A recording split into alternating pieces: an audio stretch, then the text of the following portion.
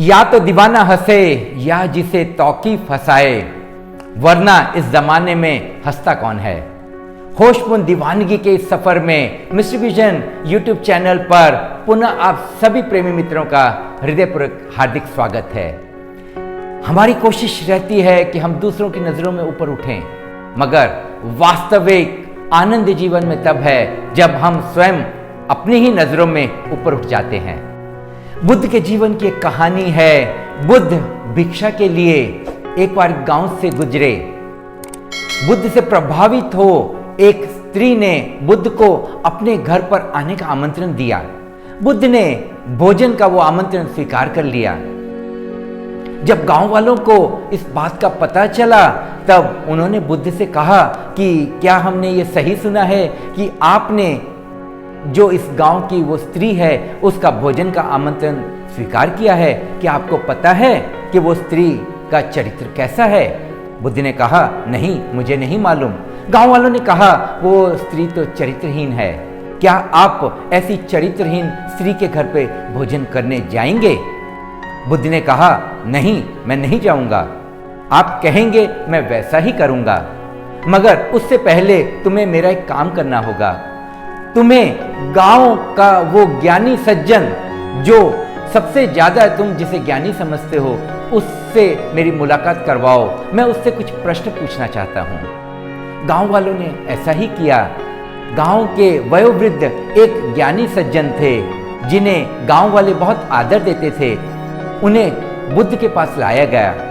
बुद्ध ने उस सज्जन से कहा कि मुझे आप बताइए कि जिस स्त्री के वहां मुझे भोजन का आमंत्रण मिला है, क्या वो चरित्रहीन है? उस सज्जन ने कहा, वास्तव में वो चरित्रहीन है। हमें पता है कि वो स्त्री का चरित्र ऐसा है कि उसके हाथ का पानी भी नहीं पीना चाहिए, भोजन तो दूर की बात है। बुद्ध ने उस सज्जन से कहा कि तुम्हारे दोनों हाथ आगे करो। उस व्यक्ति ने दोनों हाथ आगे कर लिए। बुद्ध ने कहा कि तुम अपने दाएं हाथ को उस चरित्रहीन स्त्री गिन लो और बाएं हाथ को गांव वाले गिन लो और दोनों हाथों से जोर से ताली बजाओ। उस व्यक्ति ने ऐसा ही किया। दोनों हाथों से वो ताली बजाने लगा। अब थोड़ी देर के बाद बुद्ध ने कहा कि मुझे ये बताओ कि किस हाथ ने जोरों से ज्यादा ताली बजाई। उस सज्जन ने कहा, यह कैसे संभव है? दोनों हाथों का योगदान तो एक जैसा ही है। कैसे हम कह सकते हैं कि दाएं या तो फिर बाएं हाथ की ताली ज्यादा जोर से लगी? बुद्ध ने कहा उनसे कि अब तुम्हारा एक हाथ आगे कर दो और अब तुम एक हाथ से ताली बजाओ। उस ज्ञानी सज्जन ने कहा, यह तो असंभव है, एक हाथ से ताली कैसे बज सकती है? बुद्ध ने कहा कि जब एक हाथ से ताली नहीं बज सकती तो तुम कैसे एक स्त्री को चरित्रहीन कह सकते हो?